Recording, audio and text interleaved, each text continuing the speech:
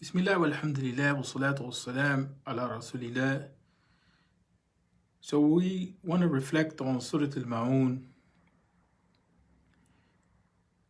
because of the nature of the surah. We find that there are some lessons in this surah which bring us to a more humane state. Firstly, Surah Al-Maun,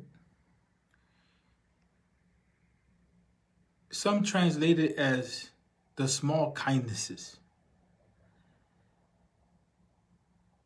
And it takes its name from the last ayah of the surah itself.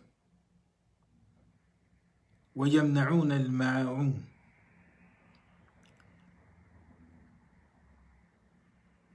And they withhold small kindnesses from the people. In the translation of the surah calls our attention. أَرَأَيْتَ الَّذِي يُكَذِّبُ بِالدِّينِ is asking us to reflect, to direct our attention. Have you not seen that person who does not believe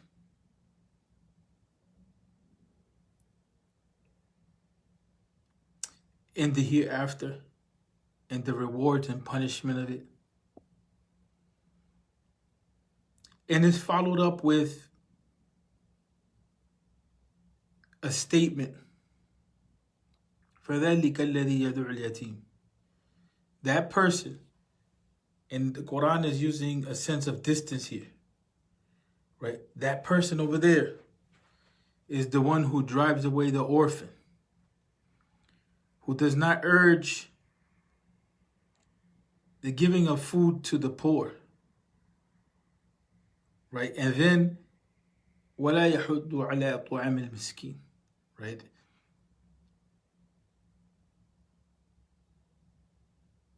فَوَيْلٌ لِلْمُصَلِّينَ. After the Quran here is telling us that that person is described as one which doesn't encourage the giving of food to those who are in need. Here the Quran is warning those who pray and are careless, that they pray because they are performing the ritual to be seen. And then it closes with, and they withhold small kindnesses. So the idea here is that the Quran is making the argument that those who are not doing these acts of being humane, caring for the most vulnerable, because in here we're not only dealing with the orphan, although the literal meaning is those who are not caring for the orphan. The orphan is one of the most vulnerable in society, because the orphan is the one without support of parents, protection of the parents, the mother and the father. Although we know that Islamically the definition of orphan is the one that is without a father, but we see that the Prophet Muhammad ﷺ at one point was without father and mother. That's the example that was coming to mind. The example of the Prophet ﷺ who was in this world ﷺ without his parents. And so the example of the orphan is one that initiates the reflection after the point is being made for us to draw our attention to those who don't believe in the akhirah. We're being told that that person who's not just to the orphan, that person that's not just to the poor, there's a deep problem. There's a connection between belief and how it is that we deal with people, human beings. And the example that's given is the ones that are most needy, the orphan and the poor. That's something that we have to think about, that there's a connection that's being made between what it is that people believe about how it is that their deeds are going to be taken into account and how it is that they deal with people. In principle, it's talking about the hereafter, whether you believe in the hereafter or not. But there's an objective to that. It's not just the issue of do you believe in this and that's it. Is it really what do you believe in the reality of that? And the reality of that, do you believe that you're going to be taken into account? Right? That's really the issue.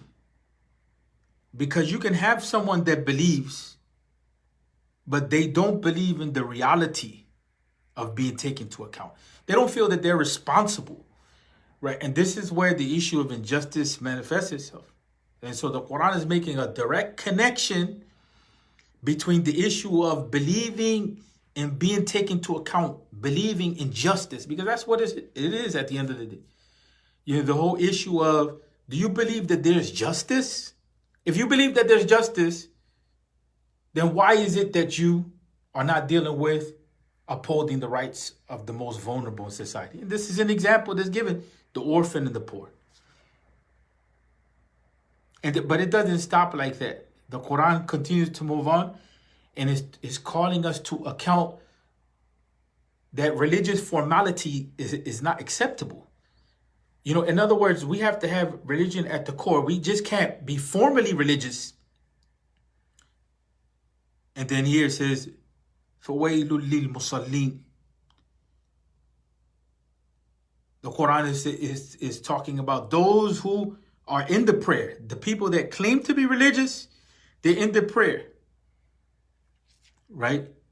That prayer is being performed for the sake of being seen. For the sake of someone commending you that you're praying. Right? That you're careless in the prayer. That really the heart is not attached to Allah. Those who do good to be seen. That doesn't mean that you can't advertise good that you do. Because sometimes there's things that we have to demonstrate. We have to demonstrate good so other people see it, so it becomes like a contagion. It becomes something that's streamlined. It goes viral.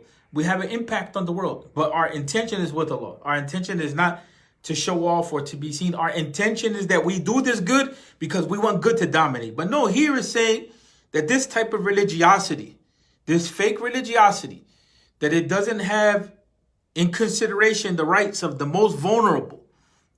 And at the same time, it's just religious formality.